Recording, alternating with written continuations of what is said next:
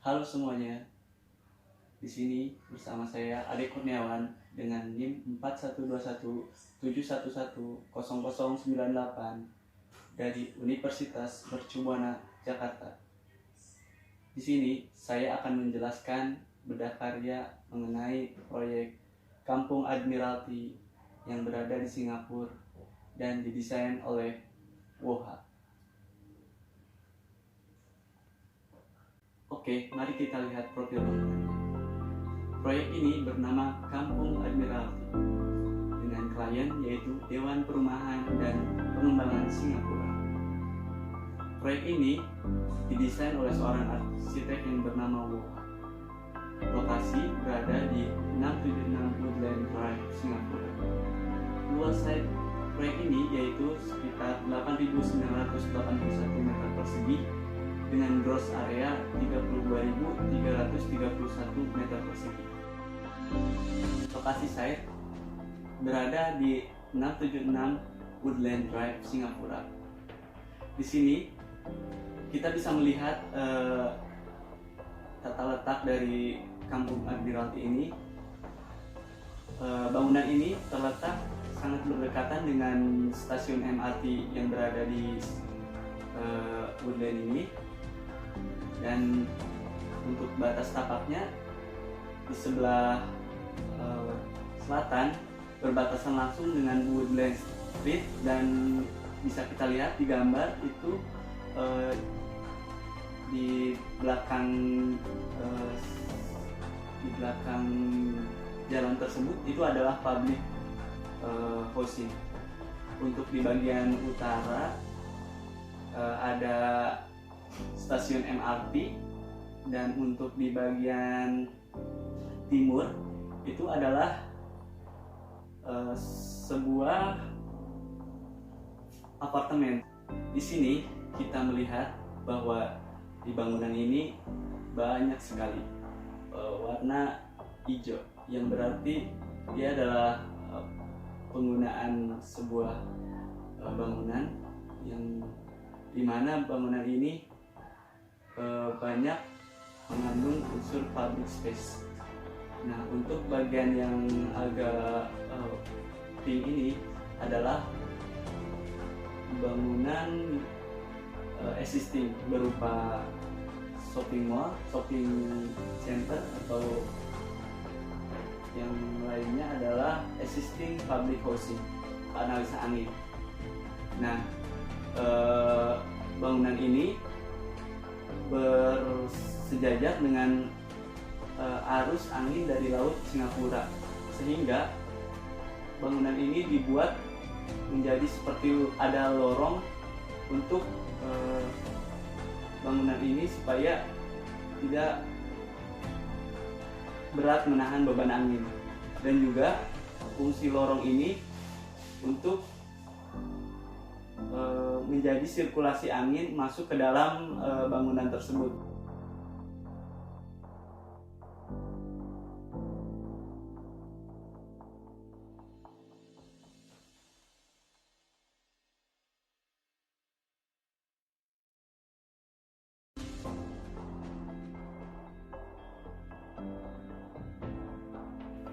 Nah, untuk konsep selanjutnya yaitu untuk konsep bangunan. Bangunan ini awalnya terinspirasi atau mengadopsi dari bentuk sandwich. Sandwich ini bisa kita lihat terbagi menjadi beberapa potongan slice, dan dalam potongan itu tentunya memiliki fungsi yang berbeda-beda, dan ketika kita istilahnya itu memakan sandwich ini, nah itu akan terasa bahwa kita akan mendapatkan semua dengan lengkap. Nah, WOHA juga terinspirasi dari konsep ini. Jadi ketika pengguna itu menggunakan bangunan tersebut, dia akan merasakan kenyamanan yang luar biasa dan mendapatkan fasilitas yang cukup menunjang. Nah, untuk konsep masanya yaitu awalnya bangunan ini berasal dari kubus kubus biasa dan telah mengalami beberapa perubahan, yaitu di-cut untuk menghasilkan bentuk yang proporsional, dan juga dia menggabungkan dengan analisa site tersebut dari analisa angin, matahari, sehingga menghasilkan bentuk yang sangat unik. Dan bisa kita lihat di sini bentuknya itu tidak jauh dari bentuk awal biasa, cuma mengalami pengurangan. Untuk di daerah tengahnya itu adalah public space, dan di sana adalah tempat untuk banyaknya kegiatan aktif.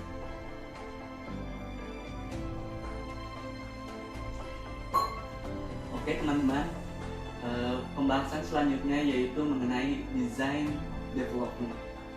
Nah, poin pertama dalam design development ini yaitu kita akan membahas organisasi internal.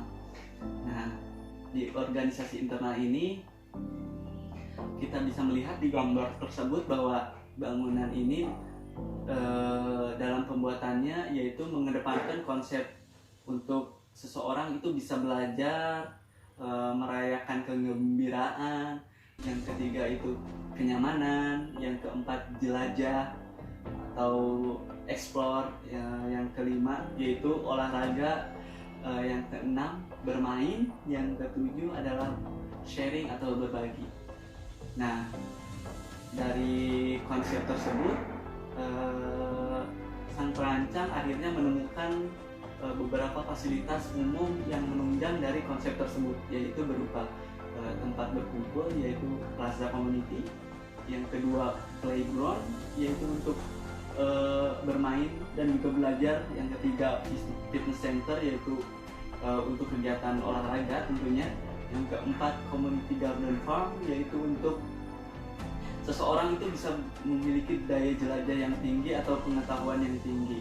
Karena di community garden farm ini seseorang bisa melakukan kegiatan bertani. Nah, di sana kebanyakan yang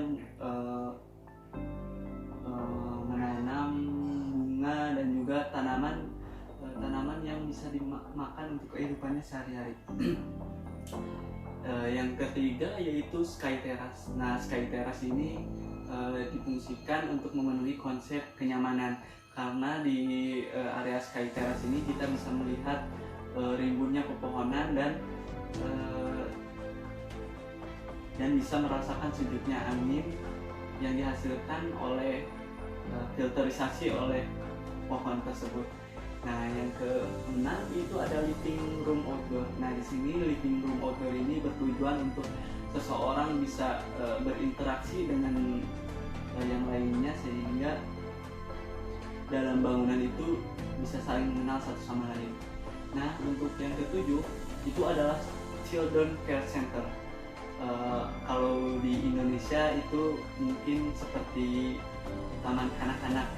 Nah, di sini di children care center ini tentunya memberikan pelajaran bagi anak-anak yang tinggal di area apartemen ini, sehingga dia mendapatkan pelajaran pertamanya di bangunan ini. Nah, yang ke-8 itu Active Aging Hub.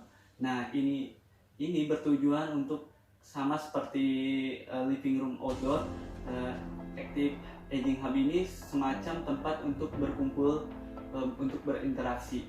Namun ruangan ini berada di indoor, sehingga bisa dirasakan sambil kita berinteraksi dan ngobrol. Kita juga bisa sambil ngopi bareng dan berbicara tentang kehidupan untuk selanjutnya.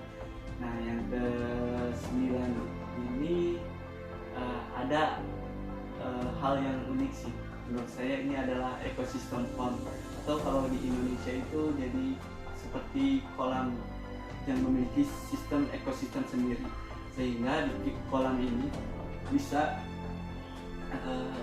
menjadi sebuah kehidupan sendiri bagi makhluk hidup yang ada di area bangunan tersebut. Di ground floor itu telah saya bagi-bagi Dan di sini saya akan menjelaskan yang pertama itu adalah community plaza.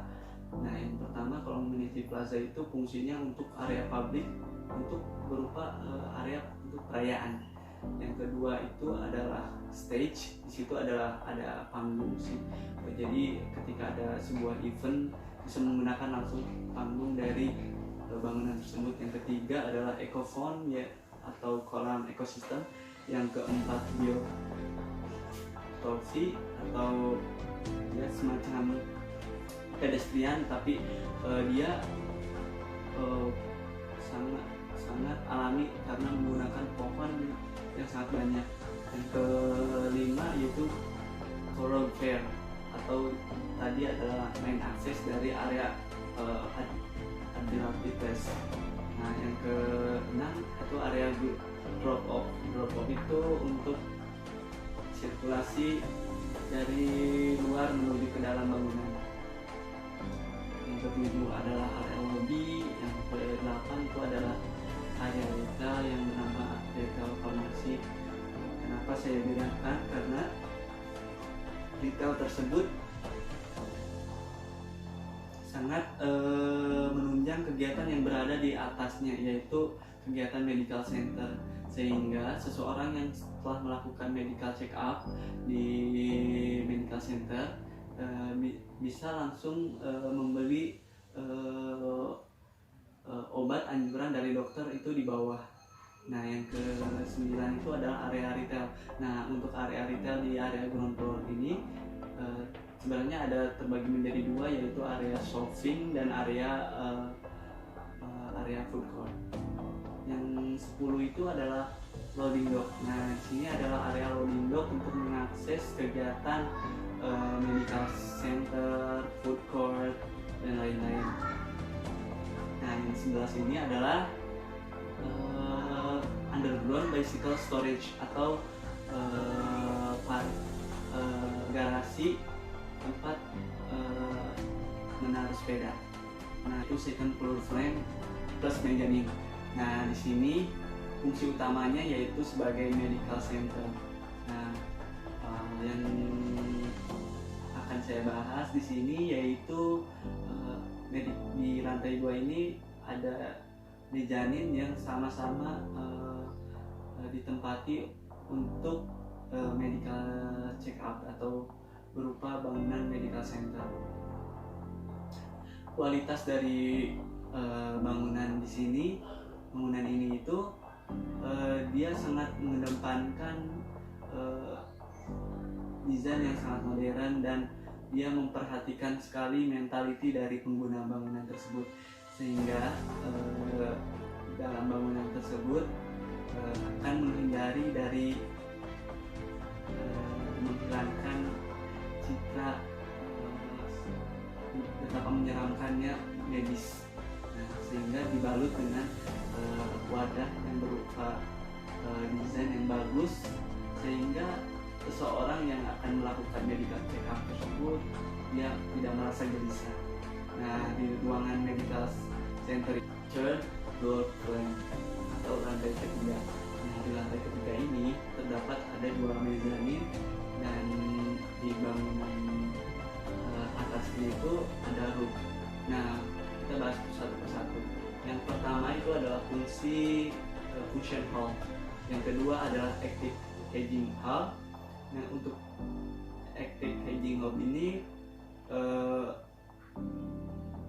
berada di ujung sebelah bawah, yaitu untuk tempat sirkulasi manusia untuk berkomunikasi dengan tetangganya. Yang ketiga itu adalah children care center, itu berupa sekolah atau pendidikan pertama buat keluarga, buat anak-anak yang berada di bangunan tersebut. Yang kelima itu adalah, yang keempat adalah playground. Yang kelima adalah fitness center. Yang keenam adalah link bridge. Link bridge ini menghubungkan antara bangunan hunian 1 dan bangunan hunian 2, sehingga ada akses tersendiri untuk kita langsung ke area hunian. Nah, yang ketujuh itu adalah sky terrace. Nah, yang kita akan bahas selanjutnya itu adalah fourth floor flat plus mezanin dan atap podium. Di sini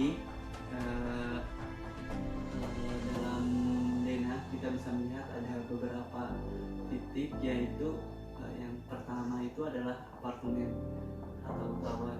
Nah, di sini apartemen ini difungsikan sebagai hunian.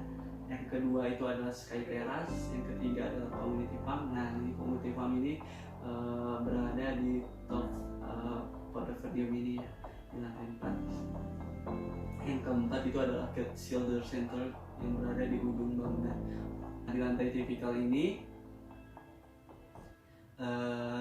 terdapat 2 unit, yaitu unit tipe A yaitu dengan luasan 38 meter persegi dan tipe B yaitu sekitar 47 meter persegi.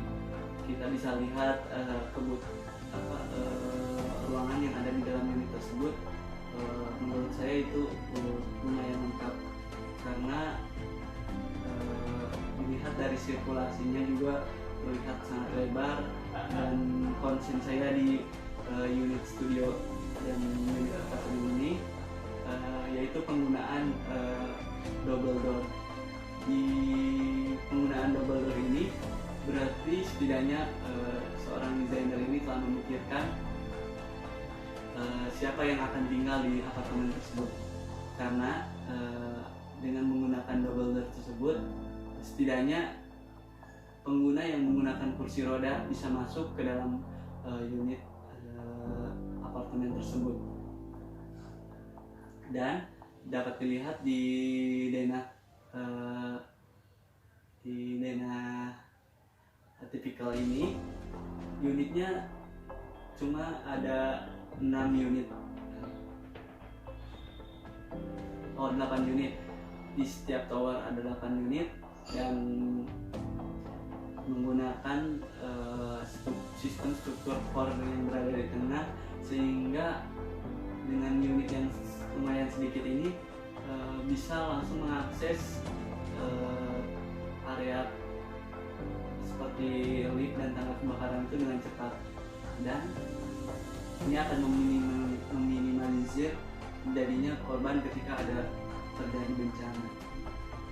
Nah, bisa kita lihat di sini bahwa desain dari community housing ini sangat mementingkan sekali kenyamanan, dan ini berbeda jauh dengan desain hotel penggunaan dari utilitas tersebut, sehingga dia bisa mengurangi penggunaan energi, yaitu berupa listrik, air, dan lainnya. Nah, yang paling mencolok dari bangunan ini yaitu di fasilitas umum sih. Di fasilitas umum ini hampir seluruhnya menggunakan kipas angin yang besar di area plafon, sehingga tidak menggunakan sama sekali AC.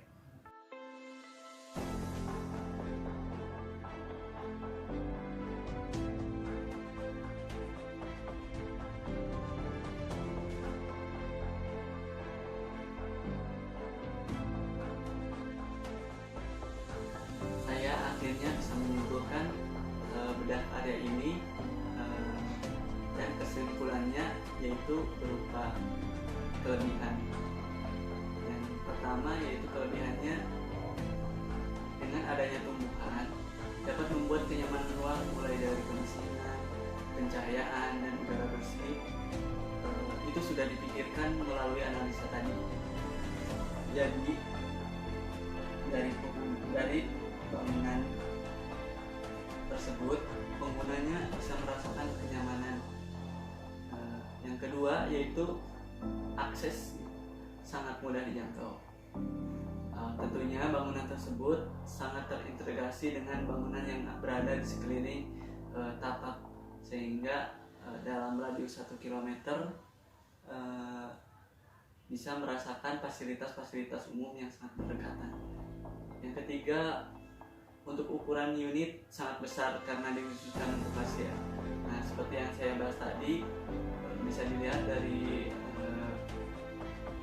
sirkulasi yang berada di dalam unit tersebut, walaupun dia memiliki luasan yang sangat kecil, tapi dia sudah memikirkan sirkulasi untuk para lansia. Yang keempat adalah fasilitas umum dan fasilitas sosial tersedia lengkap karena untuk pencapaian ekonomi yang lebih dekat.